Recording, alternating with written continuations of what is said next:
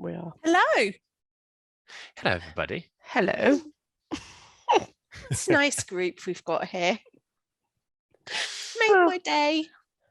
Yeah. Okay, so welcome everybody.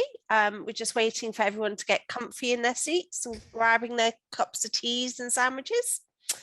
So we have today our full fat webinar today. It's our EVP webinar. And Pete has changed chairs today.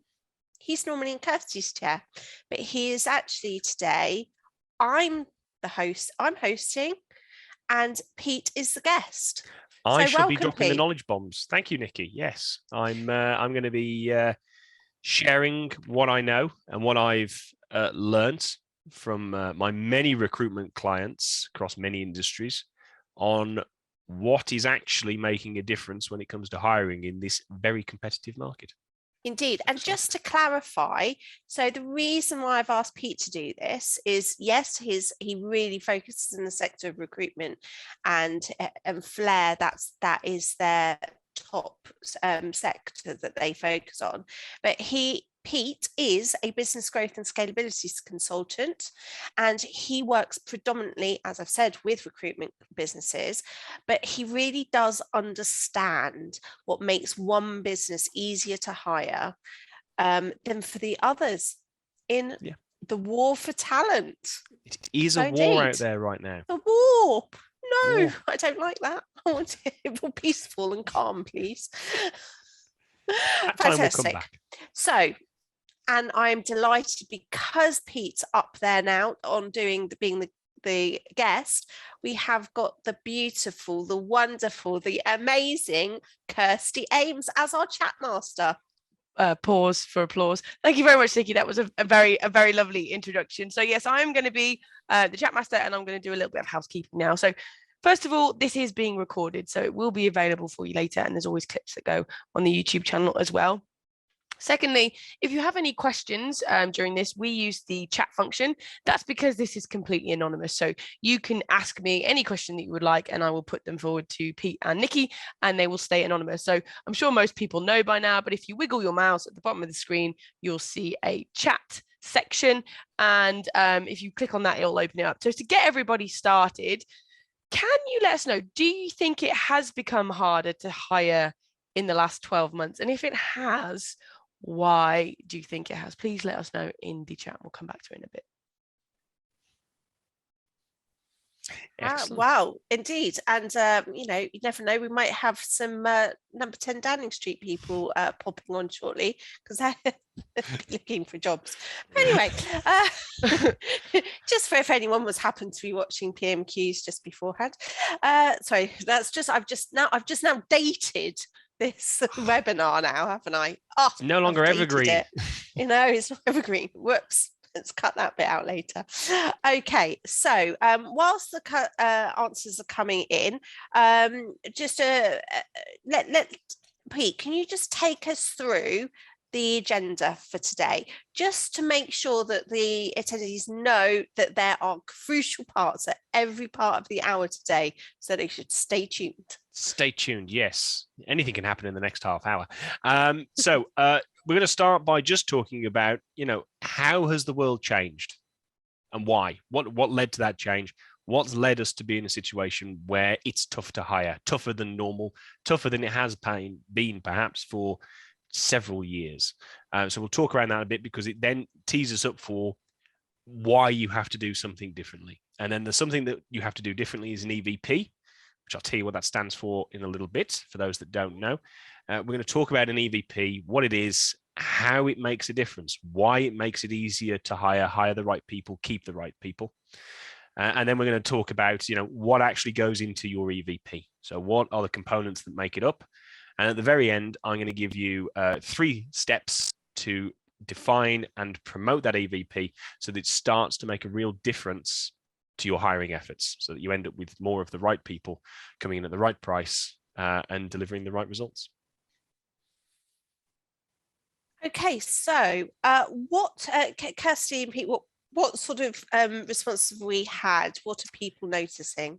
We have had a couple of things. Number one, COVID's been mentioned. It just has. It definitely, House although freeze. we are dating things, COVID has been mentioned. And then somebody said as well, because of COVID, there is that shortage of labor. So wages have been inflated, and some businesses just can't keep up with that, really. It's just not something that they can offer, those inflated wages.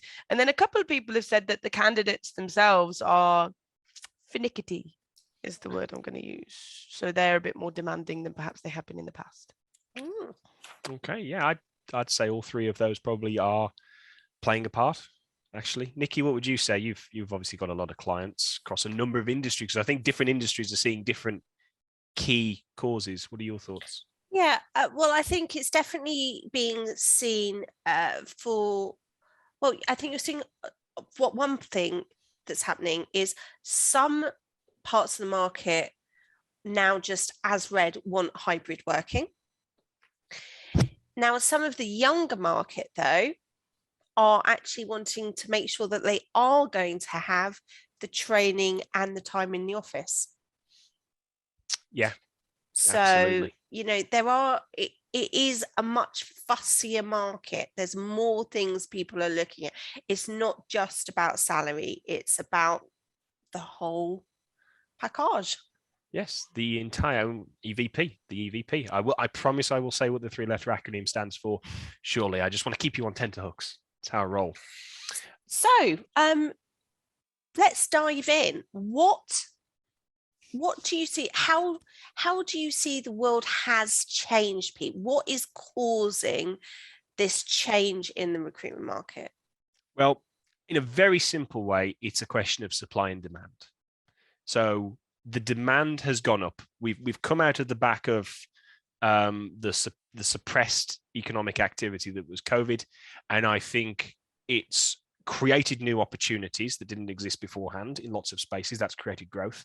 I think you had nearly 18 months worth of suppressed demand released in just 6, which then, when you've got that, there's just a knock-on ballooning economic effect of it. It just keeps it high as people start to be confident about investing and spending. So I think demand has gone up because we've been growing as a country. And then I think you've also had a loss of supply. And the loss of supply has a number of different reasons for it. COVID itself is not a direct one. It temporarily caused a blip. You've had Europe. A lot of people, I think, did leave the UK who were fulfilling certain roles in the economy. We've also made it harder for people to come in the more skilled level. We have made ourselves slightly less appealing, I think, temporarily to others. We're no longer a first thought to come over to. But I also think it's highlighted things that were problematic for some time. I think productivity has been really low because it's been easy to just put bodies onto a problem. And now that's gone. It's highlighted that we just don't have the training and the skills necessarily being created. So skills shortages, which have been able to ride through, have suddenly been released. So it's a double effect. We've lost people, and that's suddenly unlocked a problem that was previously kept under the hood. That's my thought on those. But I think there's a third one, which is that people have changed what they want from life. I know a few recruiters who are also career coaches, and they're saying a lot of the mid to senior tier people have just had 18 months of not being in the car for 4 hours every day traveling, or not having to work away for 4 days a week, or just all sorts of things. They've been at home with the kids, the dog, enjoying the garden. They've worked very hard to get over the last few years. And they've suddenly realized, actually, I don't need 4 holidays and 2 new cars. And if I just cut my cloth differently, I can have a much easier life and do an easier job. And I think there's also been that problem at the more senior level, that we are losing people who are deciding to take on other easier challenges. I think that would be something that's probably fair to say. And all of that combines then to create a market that has a feedback loop. So you have all of these people now desperately trying to hire, tempt people across, offering wages and higher wages and stuff at the lower level. And that's starting to rob Peter to pay Paul between industries. So nursing sector, for example, the nursery sector, is starting to lose people to the supermarkets because it's similar pay, more reasonable hours sometimes, and for slightly less hard work. And all of that's happening to then create this drumbeat of the Great Resignation, those sorts of things. And everybody's suddenly going, you know what, actually, I can leave. I can leave and get a promotion and take more money, or get somebody who will let me do work from home 3 days a week, or who will have me in the office 5 days a week. And where previously maybe one person in your network would change job every 6 months, suddenly it's 10. And you're thinking, actually, it's not that scary and I can do it. So you've got that feedback loop going on as well. So perfect storm, I guess, is the best way to describe it. Would you say you've seen all of those things in action, Nikki? Definitely. You've seen a lot of people looking at what their balance is. There's been a lot of people questioning whether they are in the career that they want to be in. There's also been people thinking about what actually facing the mortality, thinking actually, I've got 10, 15 years left of working life. What do I actually want to achieve, or what do I want to be doing during that, and refocusing. So there's been a lot of that. And there's been, with all these things, it's been both halves. Some people have gone, oh yeah, I love working from home. Other people's have gone, oh, I don't want to work from home. I want to get back to the office. And so there's been a lot of people that have been then, having to completely re-look at their office environment and of doing big refreshes or making it an enjoyable place to work. I mean, we're looking at our office refresh at the moment. So there's lots of different things going on, and these aren't necessarily things that people weren't doing beforehand. It's just more intensely people doing it at the same time, rather than, oh, I've come to my midlife crisis time. They're all getting it there at the same time. Yes. It's a COVID life crisis. Indeed. So, Kirsty, I think, are you able to remind people, our attendees, or have you already done that, about our Q&A as we go along? Yes, so I have told everybody in the comments, but I will say again, as you come along, as Pete and Nikki are talking, please put any questions you may have in the chat and I will bring them up. We've got a couple of Q&As at the end, and then if we've got any questions left at the end, Pete and Nikki will stay until all questions are answered. So please do write any questions or queries or objections or anything like that that you have in the chat, and we'll bring them up and have a little bit of a fun debate. Absolutely. So as always, we've got lots of really good, well-researched technical content to share, but we want to make this as valuable for our viewers as possible. So please do ask your questions and we will make sure we cover it all. Absolutely. So we've talked about how the world's changed. So could this be the point where you actually tell me what the EVP is? Yeah. So what is an EVP, Pete? Okay. And how does it improve things? Okay, so EVP stands for Employee Value Proposition. So it's basically the big whole set of what's in it for me to come and work for you. And if you look back to before COVID, it was, I'll pay you a wage. A lot of people could just get away with that. You'll have a job and you can pay your mortgage and it won't be that bad. That was good enough. Now it needs to be so much richer. If you want to actually appeal to the real talent in a market, or to draw in people who are very competitive to find, you've got to have a lot more to it than that, really. The days of just putting together a job advert, which contains essentially, we'll pay you a minimum wage, we'll give you minimum holiday, and we'll give you minimum pension contributions, and we're going to wrap that up as benefits, that day is gone. And it won't be back anytime soon. So your EVP is a defined reason to work for you. All of the reasons. I think to sort of bring this to life a little bit, how many people here, and if you've done this, put it in the chat, please. How many people have stayed in a job longer than they should have done because they liked the people they worked with? Not all. I'm not sure if I have, to be honest. I have to say, ambitious business owners don't tend to have that answer as a yes. Because this is the longest job I've ever had. I can't believe I've been doing this for 14 years. I've never been in a job for more than 3 years before. I was always looking for the next shiny thing. Yeah. Some people are, but actually it's a minority. And this can be the danger that as but what's business happened leaders, is I've got a whole stream of former colleagues and friends from a long process. kept the network. That's Yeah. the important thing to do. But a lot of people do. I mean, Kirsty, myself, I spent 2 years in a job when I should have left, but I couldn't bring myself to leave what was essentially a social circle. And that's one of the many things that is a benefit of working somewhere: the people, the place, the some location. people are working for that reason. You know, we have, and I think one or two of them might be watching today, but I'm sure they won't mind. So there are one or two roles in our operations team where they don't have to work necessarily, but they enjoy working and they want to work with nice people. And actually, this is probably across a few of the teams. You know, they want to work with nice people, friendly people, have a chat. You know, not that they're chatting all the time, because that's not what happens in our office. But you know, they're there for the social aspect. It is an important part, and people mustn't forget that. Especially, you know, with the amount of remote working, mustn't forget that that is part of why people do it. You know, not everybody does have families or a big social circuit. Work is often that part of their life. Exactly. And that's just one of the many things. And I'll talk exactly what goes into an EVP. But the thing to understand is that it's a really clearly defined, here's all of the benefits you will get from working with us. Not just the financial and the pension and the medical cover, but you'll get to work in an easy access location, or you'll get to work from home, or you'll get to work with people, or you'll be doing something. We'll talk about all of these things, but it's defined. That's the important thing, because then you can promote it. Just a left field question, Pete, and you know, I'm like that. I go off on tangents and do throw new things.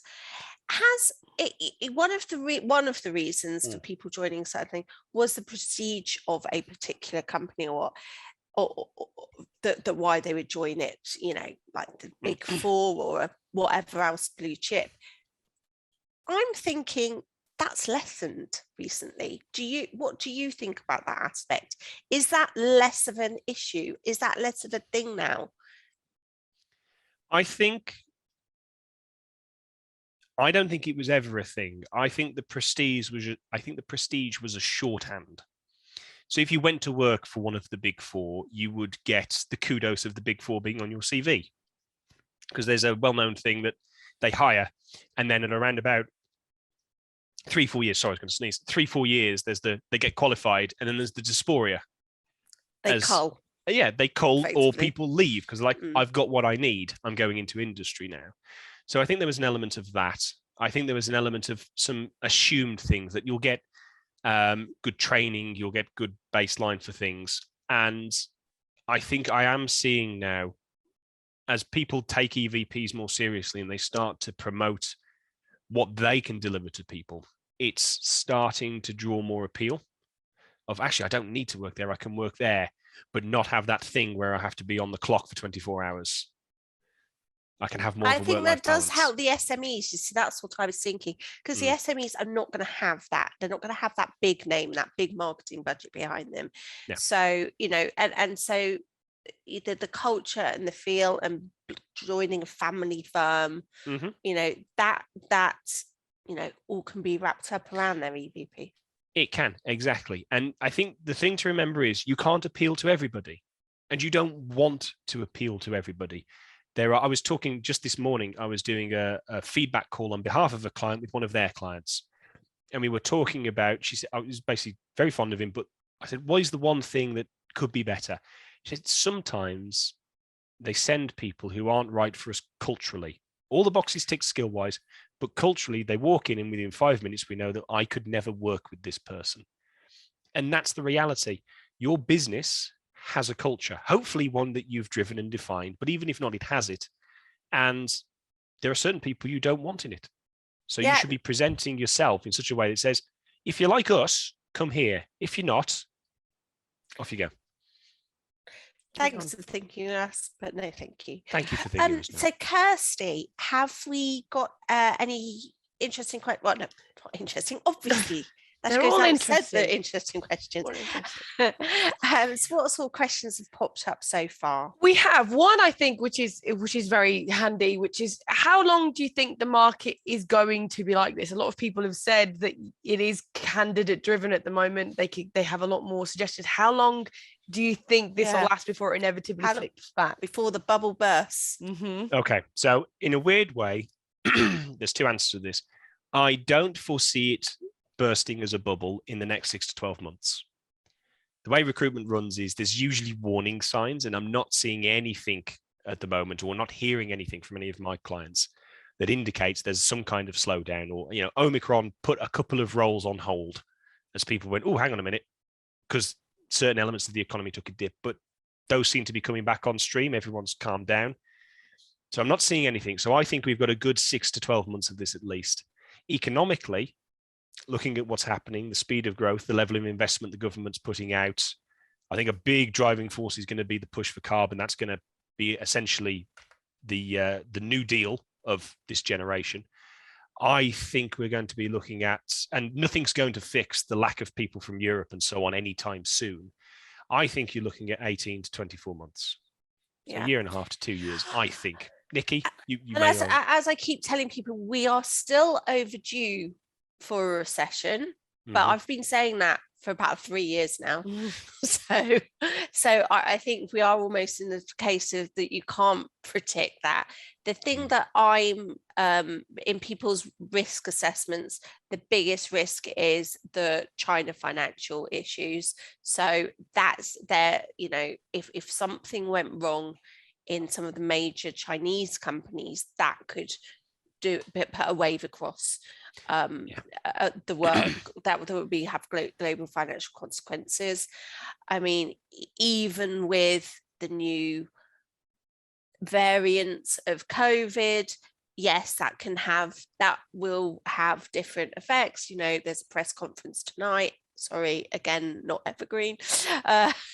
Bit about potential Plan B restrictions that could be coming in, but even so, it's now the point that businesses already have probably put that, and markets have already put that into their equations. So I think it's going to be a financial thing if anything does burst the bubble. I'm seeing nothing on the supply side of the equation to suggest there's suddenly going to be this pot of people becoming available or coming into the country. The only thing that will be is the demand, and it's not in the foreseeable. No, and you know, the minimum wage keeps going up, and there's still a huge amount of recruitment required at that level in the hospitality, the retail, the care sectors, which are all on that minimum wage or living wage, whatever you want to call it now, living wage or just above. There's so much out there that it's you know, just pushing that up. There is, and I've been naughty. I've been looking in the chat, actually, and I've just seen Paul has asked a question. That's Kirsty's job today. I know, but I was can't just, let go of anything. I was just about to bring it up. It popped up, but I wanted to bring it up not because of the question. It's a good question, but he's mentioned about offshoring, and one thing I am seeing a lot more of with my clients, the recruitment clients, is they are starting to identify areas of the business that they can offshore because they simply can't find the people. Yep. And I think that is another unknown part of the equation. If that really gains traction, if that proves easier than perhaps people realize and the lessons start to get learned amongst all the groups, I can see that alleviating some of the supply side as we go out to the rest of the world, South Africa, India, those places, and start to plug the gaps. And that could be a permanent restructuring of the economy, really. Definitely seeing that in the financial sector. Sorry, I was also going to hiccup there, apologies. But I see that with my competitors and the top tier firms, the majority of them, where you may not know this because they're not plastering it, but I see it from the outsourcers that are approaching me on a daily basis, trying to get us to outsource, and we do not outsource, by the way, we do not. That's one of our EVPs. Is that, you know, it's the majority the majority of top tier and mid tier accountancy practices and other people in the front do offshore a lot of their work. And, you know, one, it's for recruit because of lack of people available. Also, because some partners are just trying to shore up as much profit as they possibly can. And third, you know, it's different types of skills and things as well that, you know, the younger generation, how many of them actually want to be in that sectors, you know, or that want to be YouTube stars, etc. So so that's another thing. Another thing in there. Yeah. Okay. So the last question I do have is, I think it's a really good lead into the next one, which is great. Is it only wages in an EVP? Yeah. Can you do anything else? Because some people can't move on wages. Yeah. You can do a lot on it. I think, in fact, this does lead us nicely into the next section. So should we go into that? Shall I segue in? So, Pete, what does go into an EVP? Okay. What's the magic recipe? Magic recipe. I'm glad you used the word magic, because I'm gonna date this even further. And I'm going to use a Yuletide analogy to bring this to life. So if you imagine you're offering your EVP as a Christmas tree. So there's two things that really go into that tree. There's the quality of the tree itself. Is it luxurious, green, tall, well filled out, bushy branches, all that jazz? And then there's the decorations you'll put on top, the baubles that will decorate it. And one EVP with a really robust core, really good tree, only needs a few delicately placed baubles to make it appealing to someone, to make it look good. If you've got a tree that is the equivalent of the child of a tree that's married its own cousin, spindly and ragged and not much to it, basically, then you've got to cover it in baubles to get anyone's attention. And even when they come in, the one like that's in Trafalgar Square. Yes, exactly that one. Exactly that one. But it's lacking baubles. Yes, exactly. And if you can get people in because the shiny baubles, and then they realise that underneath the tree there's nothing solid to it, and then they leave. And that is the way I view the EVP. And the things that make up the tree side of the equation are the package. You know, what are the financials? What are the key benefits of working for you? The stuff that would go in a traditional job advert. But then there's the question of, well, what's my development opportunities? Where am I going to go here? How are you going to make me better? When I leave, if I ever leave, how will I be improved? What does it mean to me? How much effort will it take? Will you actually invest? All of those things. And then finally, there's the values that the business stands for. People, and this has shifted, this is one of the things we sort of touched on, there's been a shift here that people want to work more for something that they believe in. The why of the business is one they can get behind. And that doesn't mean that we all need to be a life-changing charity. I'll go into each of these in more detail. The why in particular, I think, because people can think, well, if I'm not a charity trying to save the world, my why is, I was on LinkedIn in a conversation and somebody asked, you know, do you need your values? What does it take to keep people in engineering? Someone said, quite a long post, I've worked for 15 years, or I worked for 15 years at a business that the managers were terrible, the shifts were awful, there was no support, just really rattled off, pay was poor. I stayed because the work was interesting. Right? And this is the thing, there's something about your business that has a real why you do what you do.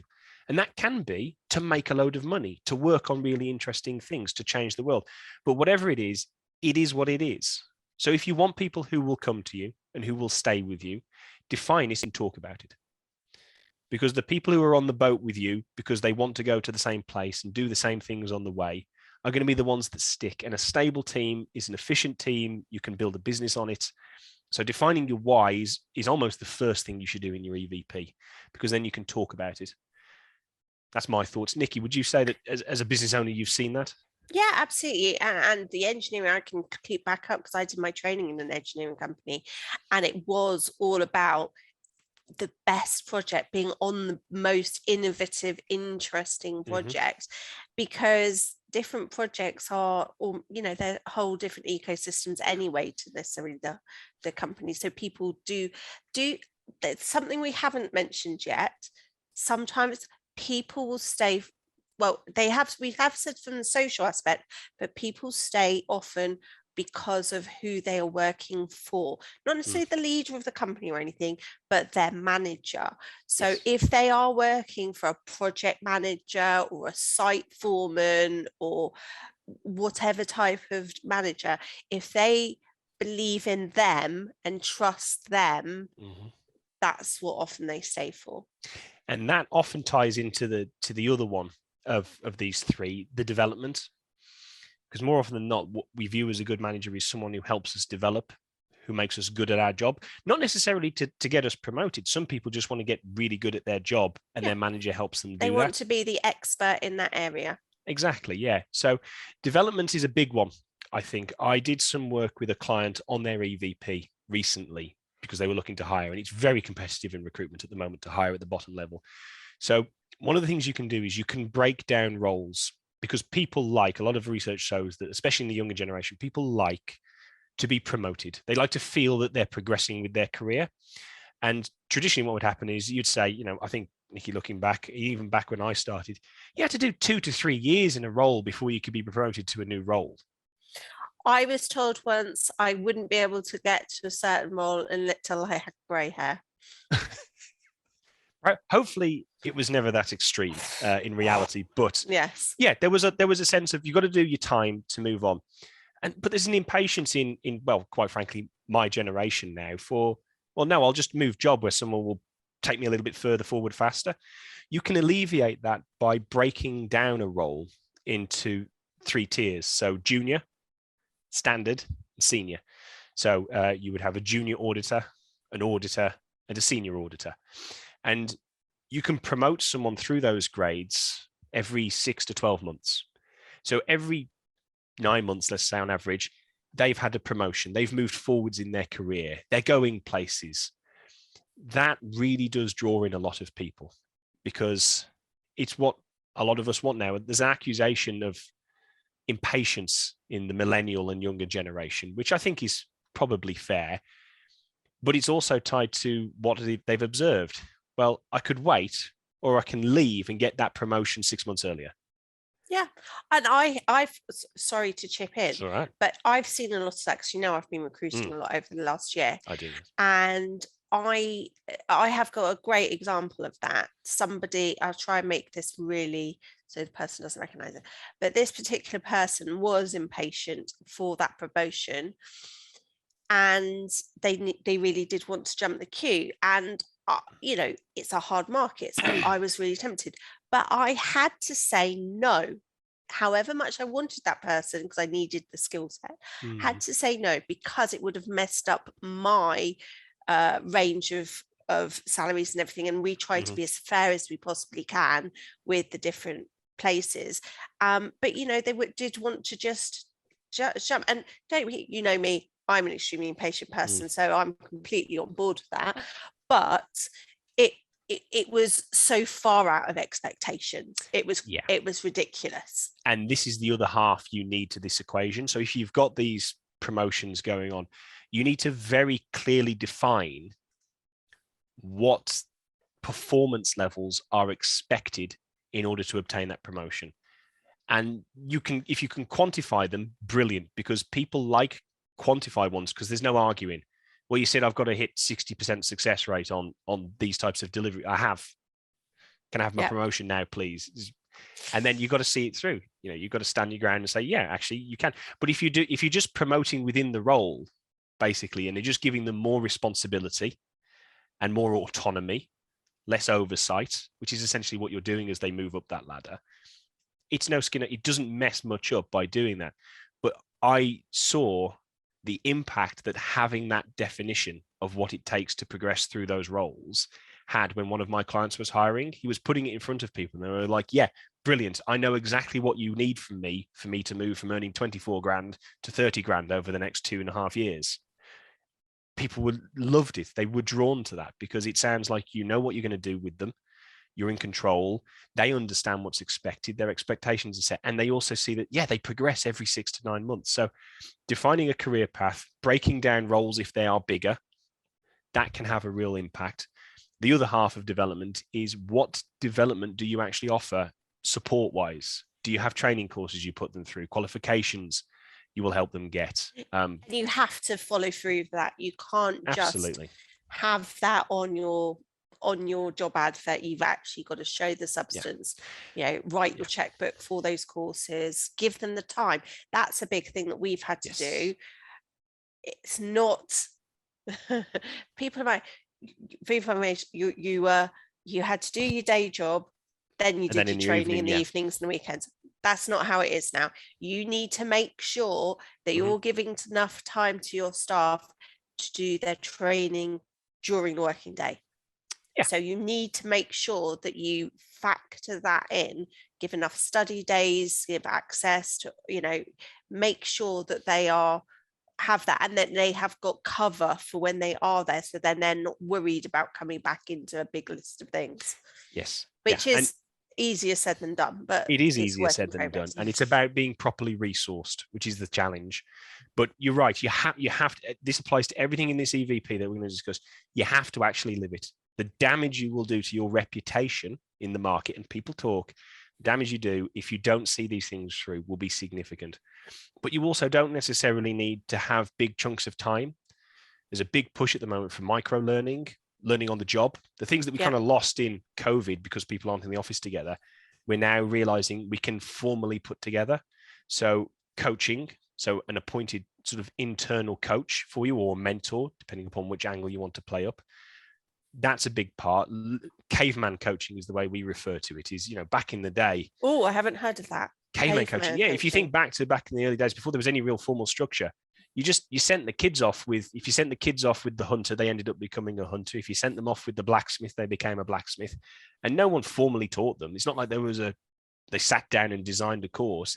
They learned by being near and doing and feedback. It's the feedback process that takes. Yeah, then you're starting talking about the times when the apprentice is paid to be an apprentice. Well, I think having touched on engineering already, I don't want to go near the apprenticeship conversation as well. That won't go well.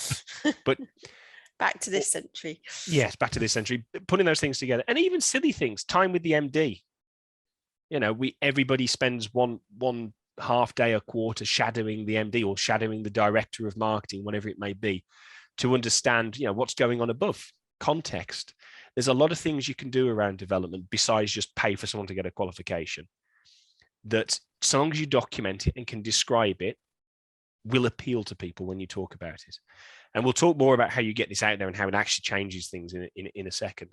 The third part of the tree as well, just to say, is the package. As I said, it's the salary you offer, the pension, the whatever key benefits there are. Couple points on this one, really. If you just offer a competitive salary, figure out what competitive is in your market and offer a competitive salary. You'll make your life so much harder if you don't. And if you do get somebody like who's got something about them, who's good, who's talented, the go-getter, the kind of people we want on our team, it's unlikely that they'll stay, even if you do get them in after a while. So you'll just be replacing them sooner rather than later and spending all the recruitment costs. So figure out what competitive is and offer competitive.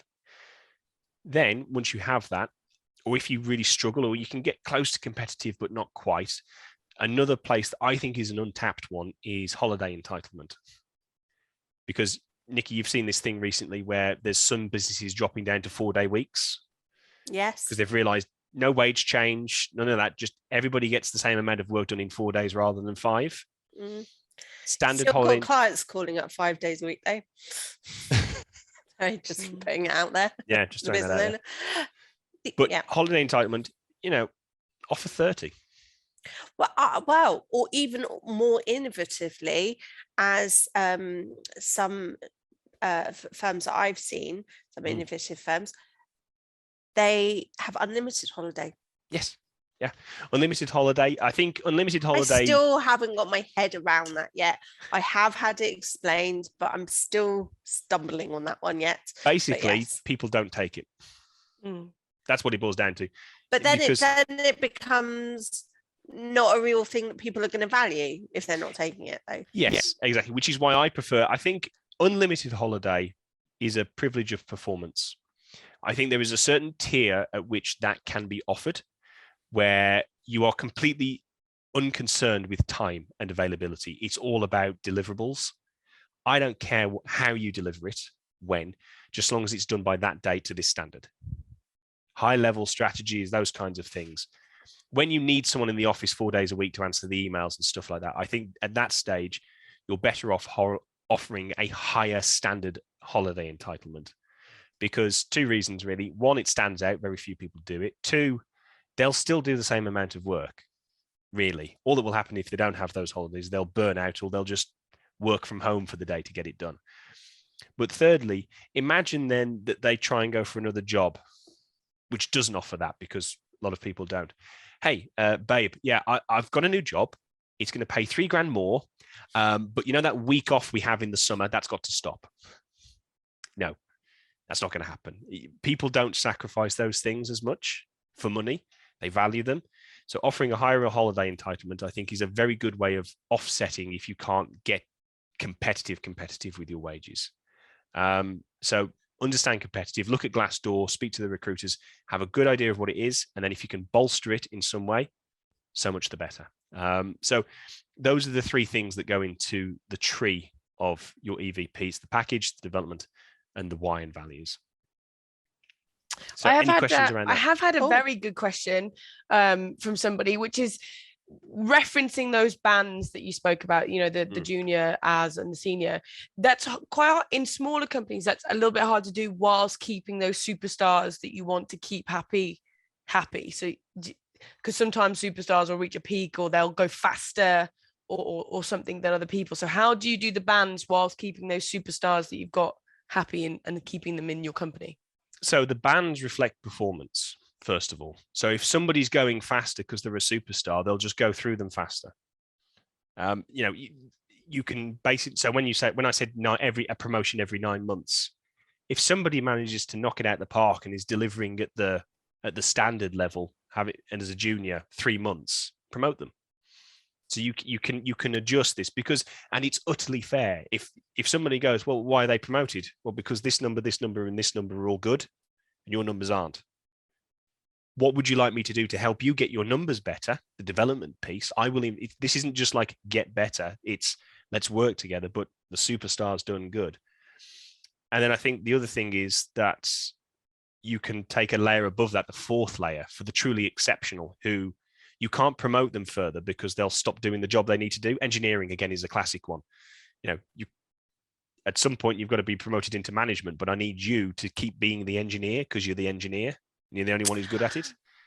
Well, that's in technical roles, you often find they don't want, it's making sure that they've got promotional possibilities without going into management. Yes. So for the technical people, whether it's IT, engineering, construction, they want to be the master crafts person at that particular thing.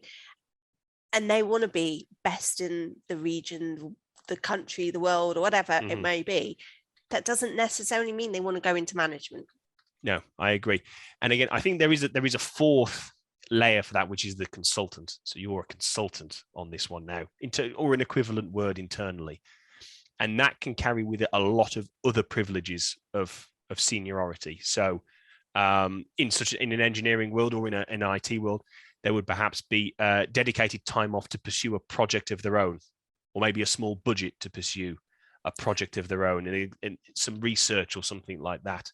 Or you will help them. You will use your marketing team to help bolster their presence in the market. We'll get you talks at various events, or we'll help you be out there more. We'll invest in your LinkedIn profile to promote you as a person and an expert in the field.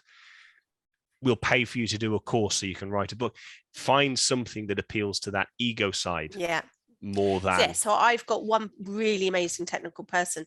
He really, really wants to do training for other people externally. Yes. And so, I'm actually even toying with building up a whole training arm to make him happy. And why not?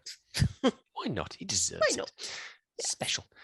So hopefully that's answered that question. You know, there's no speed limit on how people progress. It's just you've got to hit your targets when you break it down, and you can create a second layer for the superstars, which is just the privileges. Then it stops being tied to sort of wage and things. It's more tied to additional benefits.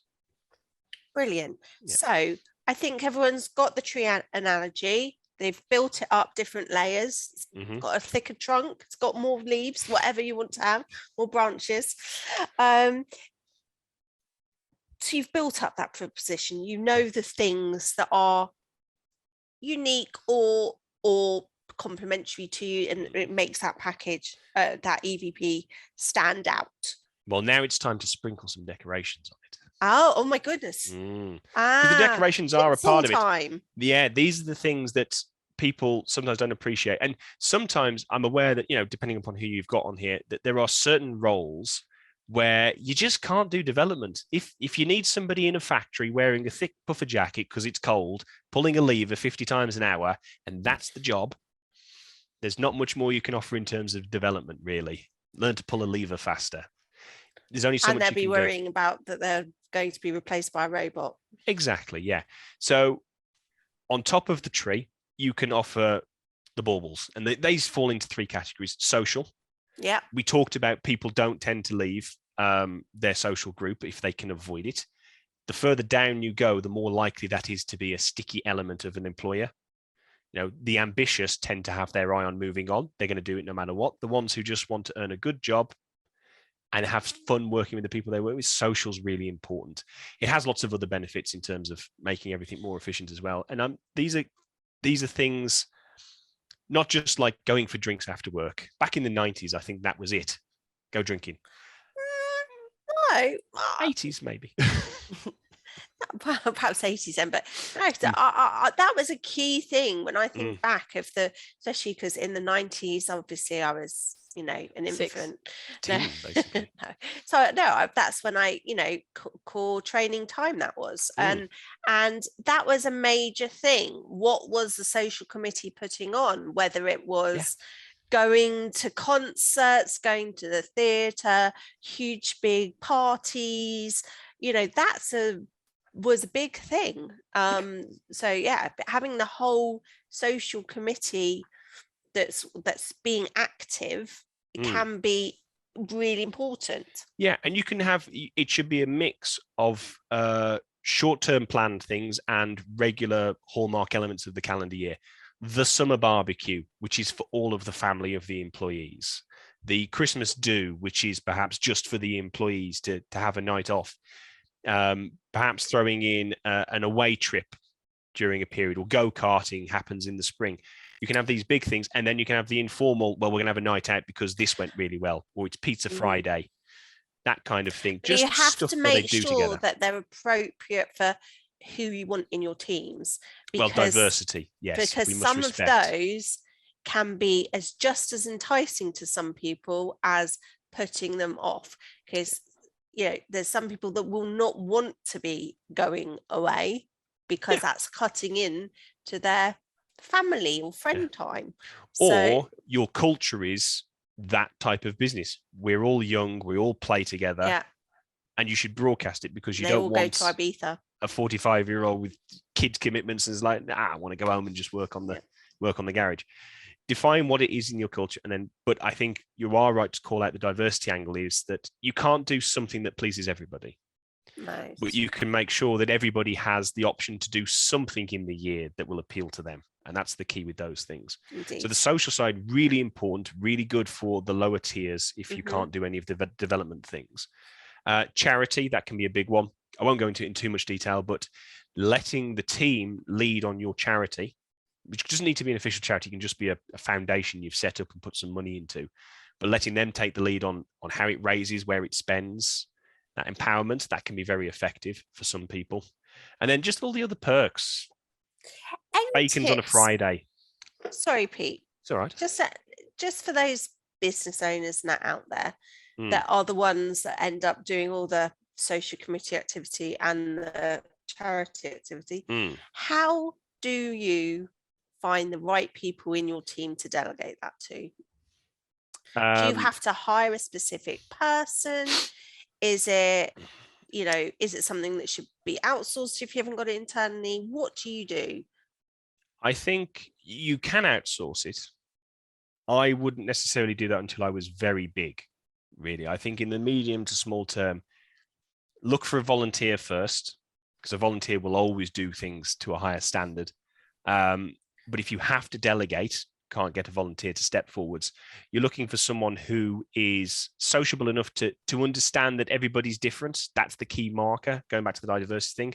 What you don't want is to give it to Pete at the age of 23. And strangely, all of the events involved going out drinking in the Northern Quarter in Manchester. You want somebody who's got an awareness that other people have different preferences and will try and adjust to that. Yeah, and that's why it's committee can work well. I know some companies do, they have a rotating social committee. So somebody from each division or department, and then it rotates on a rolling basis. Yes. Yeah. But I mean, the core things you can just take ownership of and outsource or plan or make sure they're organized by the PA, virtual assistant, whoever you may be. Say, summer barbecue, find a place, Christmas do, find a place, your job. And then the committee takes care of the other more short-term planned things. That works quite well as well. Okay, so that's your tinsel and your baubles. Then you've got the angel on top, perks. Well, what could they be? These can be, I mean, the list here is nearly endless, and it really depends on your budget. And more than anything, it depends upon the people in the team. So if you've got a young group of gym goers, then offering them Greggs on a Friday, it's a terrible idea. It's not going to appeal to them. If you've got a bunch of the calories off. Well, exactly. Yeah.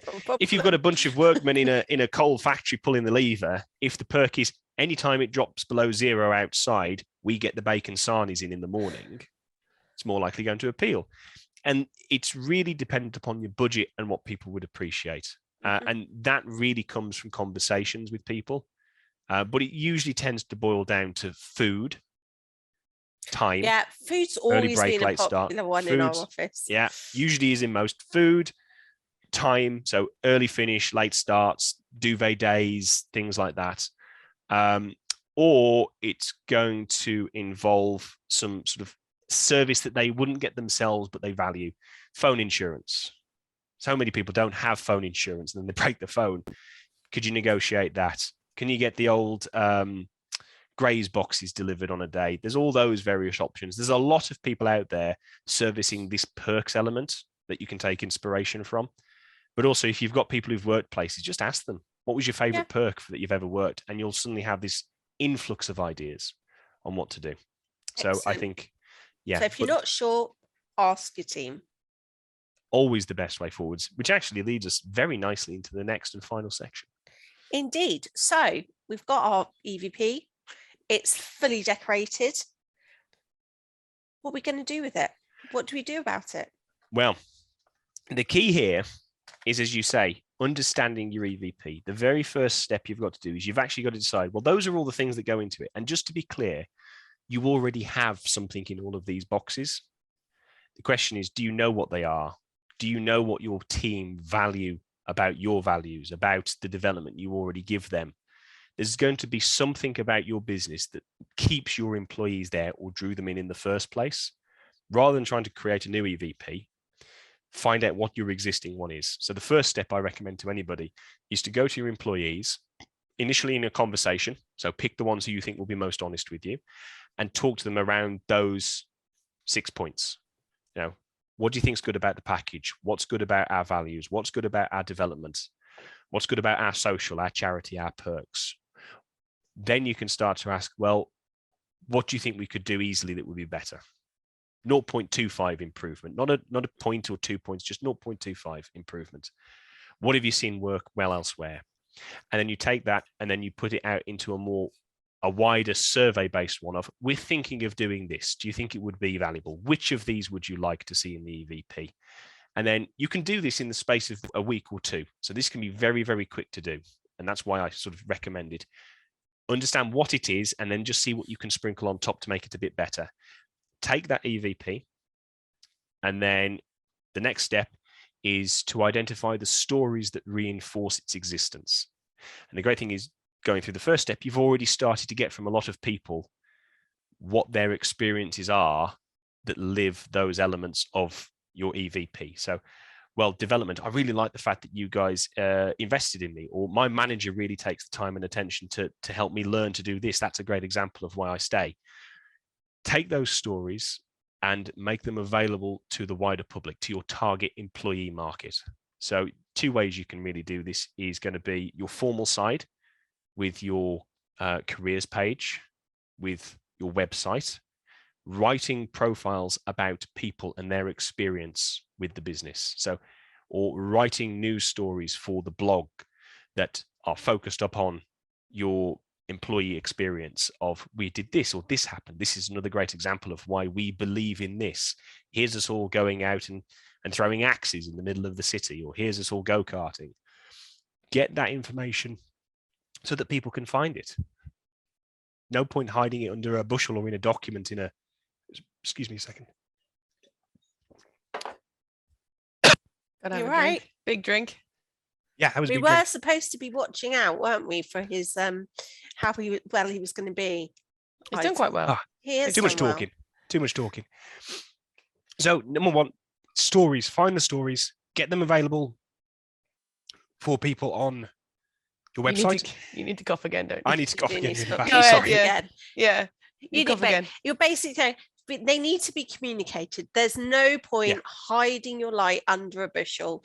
Shout out them, put them up on posters on your wall of what your EVPs are, let your potential employees know, slam it all over your website, over your LinkedIn, your socials, in your videos, everywhere. And it needs to be consistent, and it needs to be substantiated as well. Because you are fighting the most common challenge in the current world, cynicism.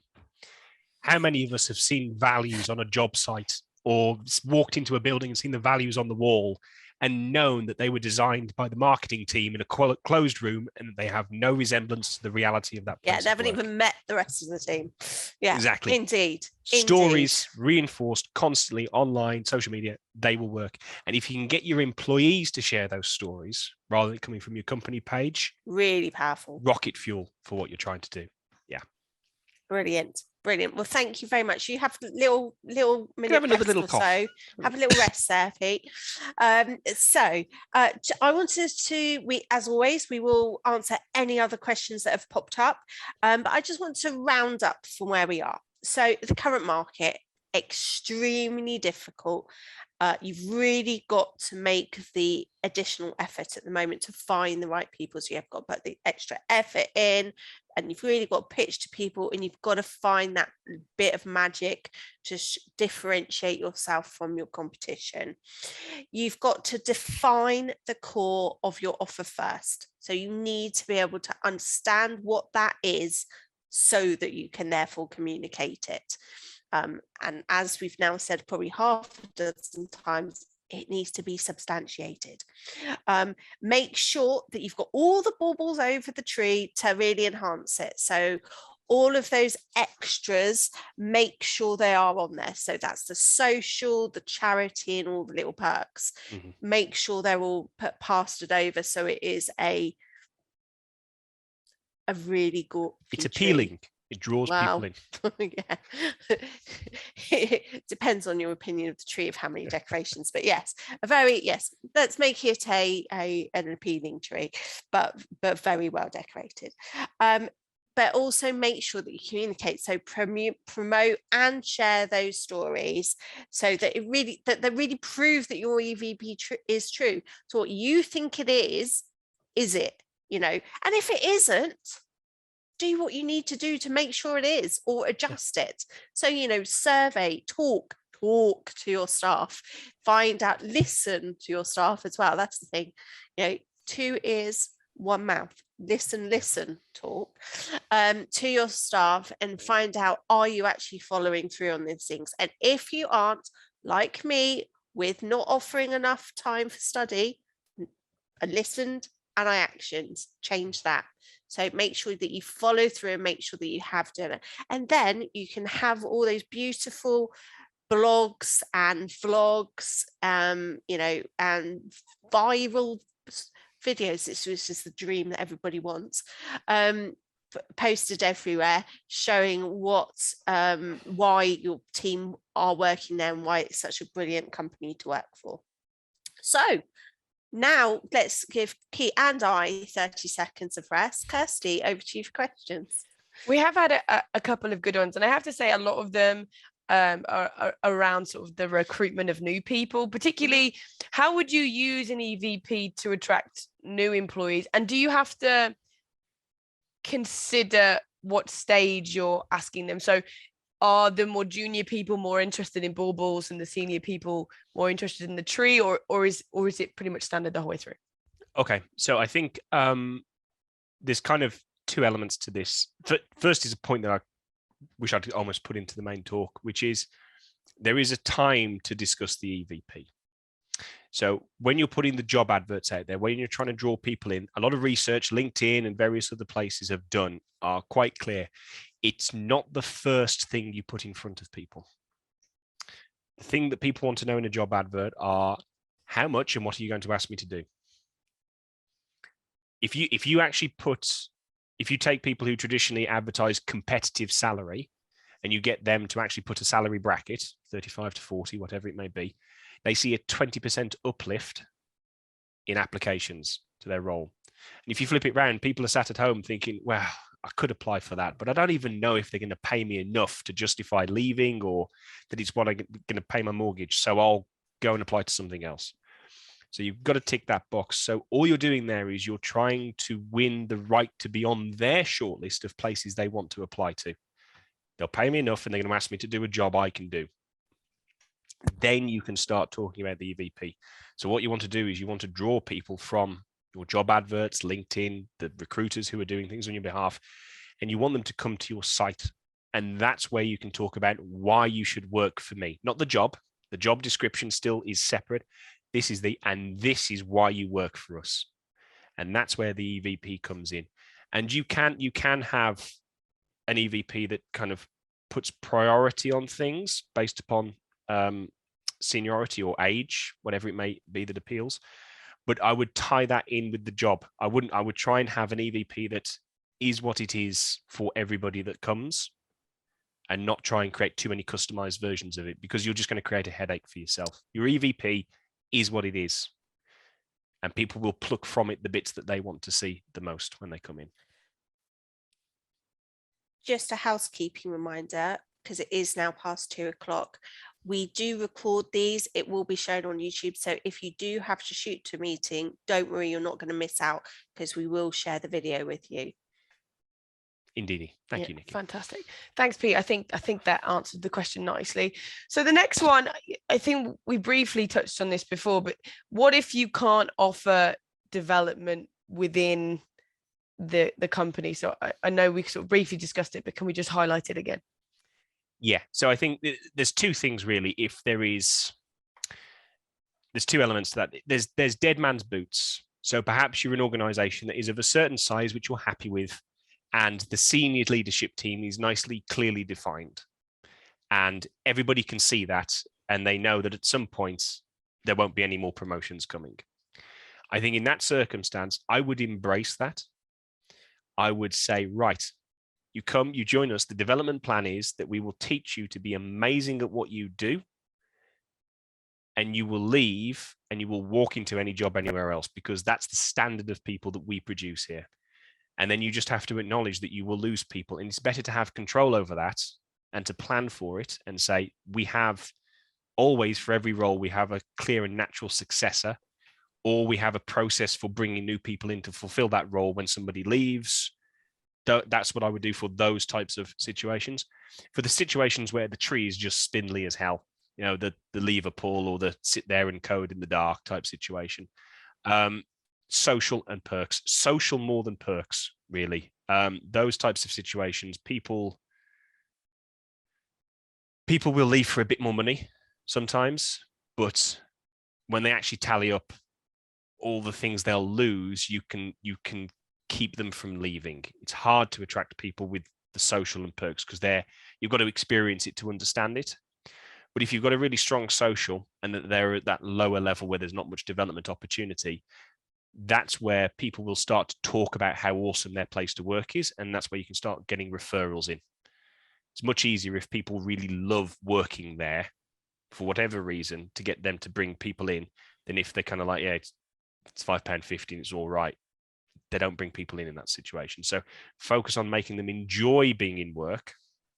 And you're more likely to then have other people come in with them. Okay, fantastic. Thank you. I think that answered this. And then this is the final question. So if anybody else has any more questions, feel free to get them in now. But this is the final question that I've got, which is, you mentioned that people should, the kind of reinforcement of your EVP should come from your current employees and not necessarily from the marketing team. But how can you get them to do that? How can you encourage them to post stories? How can you encourage them to say, this is a great place to work, without going, tell people, which is, I assume, breaks the purpose of it. Yeah. Okay. I think there's a couple of layers on this one. First of all, lead by example.